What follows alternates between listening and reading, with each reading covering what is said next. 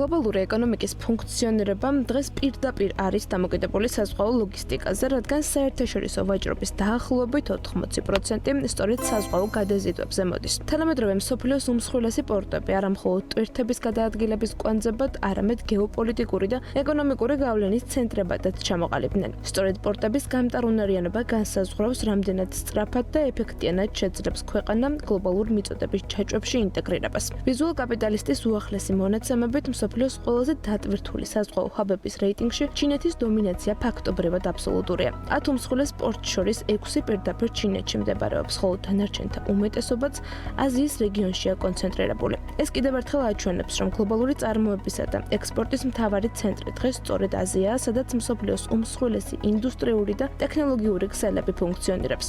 მსოფლიოს ყველაზე აქტიური პორტის სტატუსს უკვე წლებია ჩინეთის ქალაქ შანხაის პორტი ინარჩუნებს, რომლის ტვირთბრუნვამ 51,9 მილიონ ტეუს გადააჭარბა. ტეუ იგივე 20 ფუტიანი კონტეინერის ეკვივალენტი, გლობალურ ლოგისტიკაში სტანდარტულ საზომ ერთეულად გამოიყენება. შანხაის მასშტაბები იმდენად დიდია, რომ ის დამოუკიდებლად ბევრ ქვეყანაზე მეტ ტვირთს ამუშავებს. პორტი კრიტიკულად მნიშვნელოვანია როგორც ჩინური ექსპორტისთვის, ისე მთლიანად გლობალური მიწოდების ქსელისთვის, რადგან აქედან მსოფლიოს თითქმის ყველა ძირითად სავაჭრო მარშრუტზე ხორციელდება გადაზიდვები.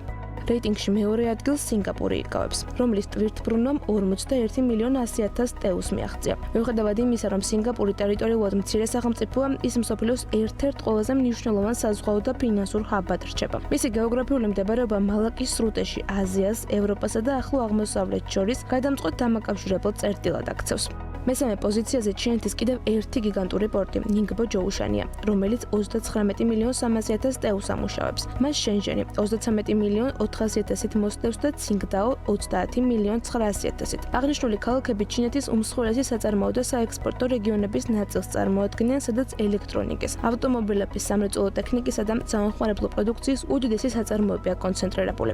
პირველ ათეულში ასევე გუანჯოუს პორტი 26 მილიონ 100,000 ტეუთი შედის, სამხრეთ კორეის ბუსანი 24 მილიონ 400,000-ით და ტიანძინი 23 მილიონ 300,000-ით. განსაკუთრებით საინტერესოა ბუსანის შემთხვევა, რადგან სამხრეთ კორეა გლობალური ტექნოლოგიური და სამრეწველო ექსპორტის ერთ-ერთი მთავარი მოთამაშეა და მისი პორტი აზია-წყნარი ოკეანის რეგიონის უმნიშვნელოვანეს ლოგისტიკურ ცენტრად მიიჩნევა. რეიტინგში ერთადერთი ახლო აღმოსავლური ჰაბი დუბაის ჯებელ ალის პორტია, რომელმაც 15 მილიონ ნახევარ ტეუს მიაღწია. ჯებელ ალის სპარსეთის ყურის უმთავრეს სავაჭრო ცენტრს წარმოადგენს და აზიას, აფრიკასა და ევროპას შორის გადაზიდვების ერთ-ერთ მთავარ კვანძად ითვლება.